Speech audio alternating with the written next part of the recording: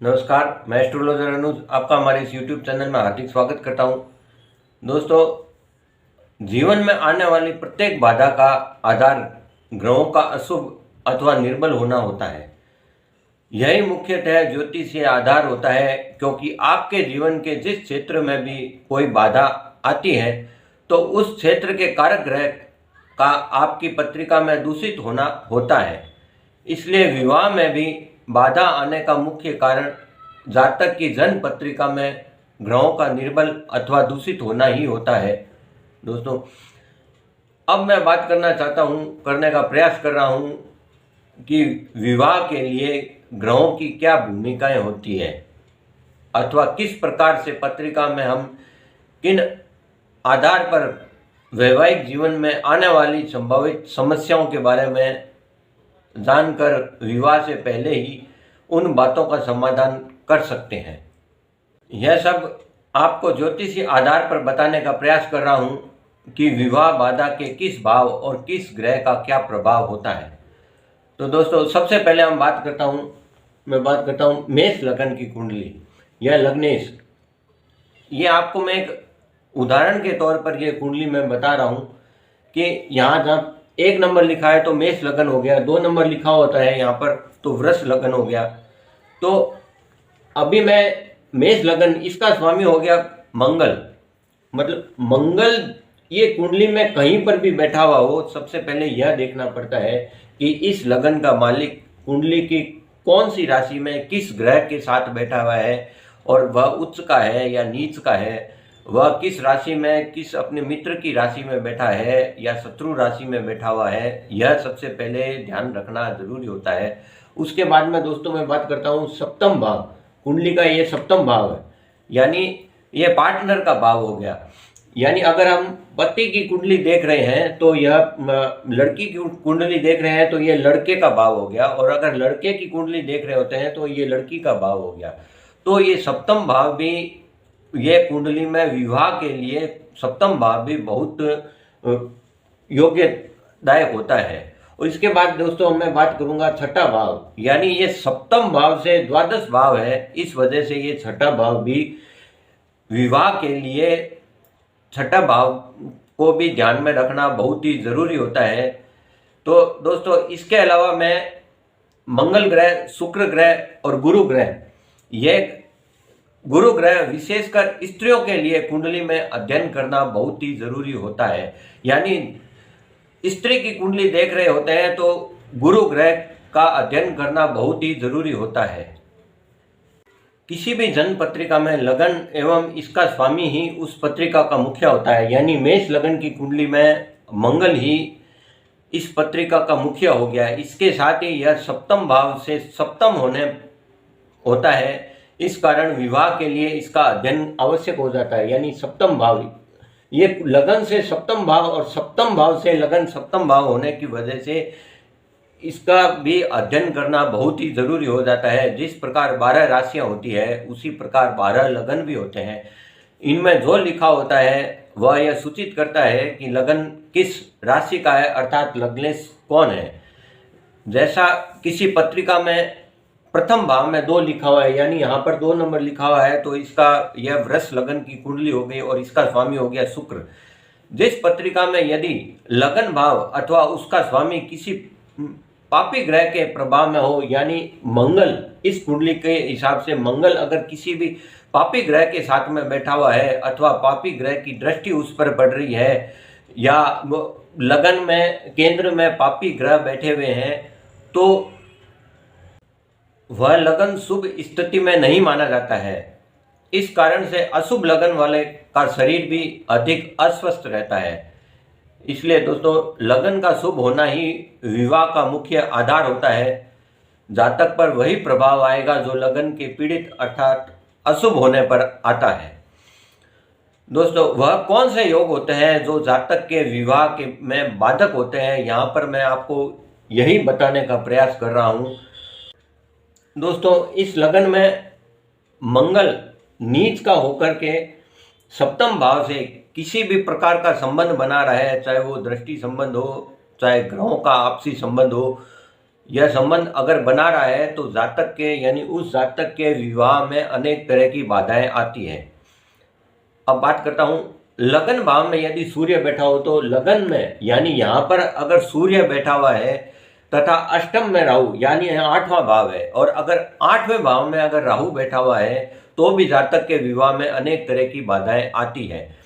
और दोस्तों लगन में यदि यानी लगन के अंदर यदि शनि ग्रह बैठे हुए हैं तो भी विवाह में देरी की संभावनाएं पूर्णतः बनती है।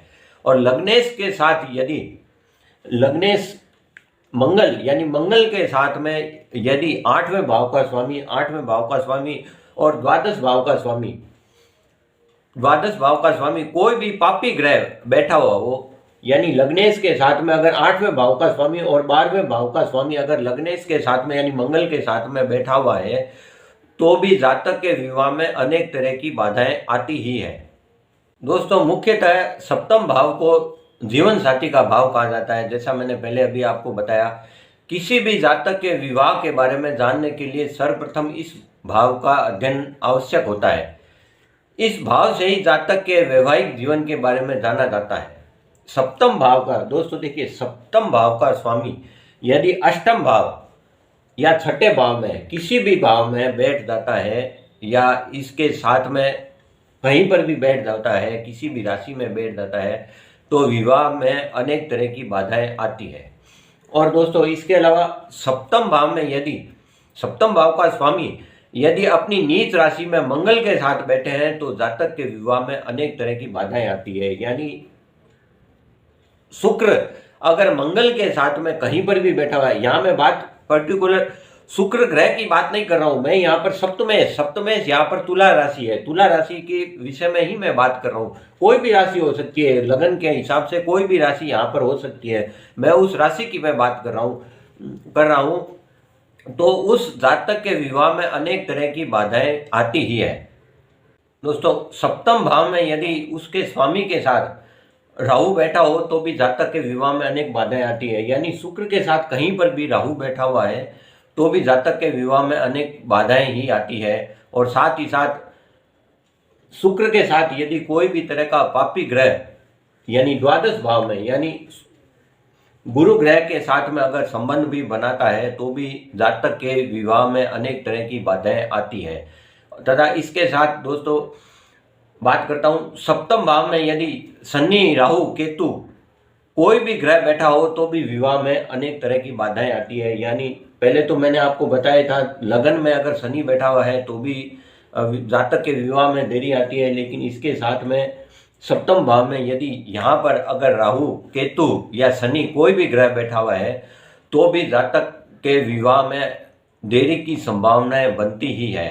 दोस्तों सप्तम भाव का स्वामी यदि नीच राशि में हो तो जातक के विवाह में अनेक तरह की बाधाएं आती है।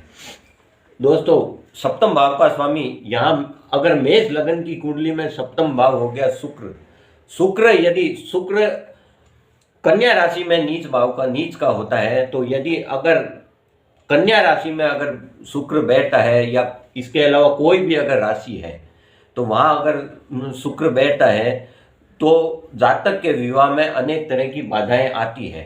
तथा इसके साथ दोस्तों यदि सप्तम भाव से दूसरे भाव से संबंध बनाता है यानी सप्तम भाव का स्वामी अगर दूसरे भाव में बैठता है तो भी जातक के विवाह में अनेक तरह की बाधाएं आती है। पर दोस्तों यहाँ मैं बात कर रहा हूँ मेष लगन की कुंडली में दूसरे भाव में अगर ये स्वराशि हो गई, यहाँ 7 नंबर लिखा है तुला राशि का स्वामी शुक्र, अगर शुक्र वृषभ राशि, ये दोनों की स्वराशि हो गई। यहाँ मैं मेष लगन की मैं बात नहीं कर रहा हूँ, मेष लगन के अलावा मान लीजिए यहाँ अगर 2 नंबर लिखा हुआ है तो 3 नंबर और यहाँ मंगल 8 नंबर, अगर मंगल यहाँ पर बैठा हुआ है सेकंड भाव में तो भी जातक के विवाह में अनेक तरह की बाधाएं अनेक तरह की रुकावटें पैदा ही होती हैं। दोस्तों अब बात करते हैं षष्ठम भाव यानी छठा भाव।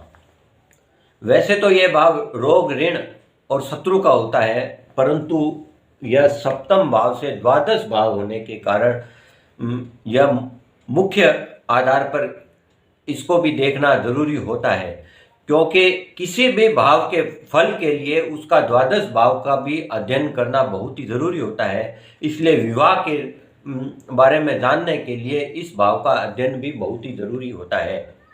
इसके अलावा दोस्तों, मंगल ग्रह, शुक्र ग्रह और गुरु ग्रह यानी बृहस्पति, इन तीनों ग्रहों का भी आंकलन होना जरूरी होता है, तभी विवाह के बारे में हो रही देरियां, बाधाएं एवं वैवाहिक जीवन में आ रही समस्याओं के बारे में हम पता लगा सकें और उस ग्रह से के संबंधित हम उसका उपाय कर सकें, तो यह हमारे लिए यानी उस जातक के लिए बहुत अच्छा होता है।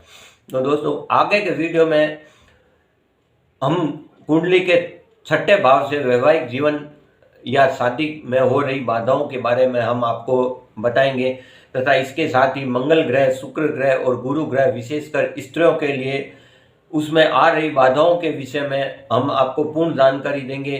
तो इस वीडियो में बस इतना ही, और आगे के वीडियो में देखने के लिए अगर आपने मेरा चैनल अगर सब्सक्राइब नहीं किया है तो कृपया कर लें और साथ में बेल आइकन दबाना ना भूलें, ताकि मेरे सारे वीडियो आप तक पहुंच सके और आप लाभ उठा सकें।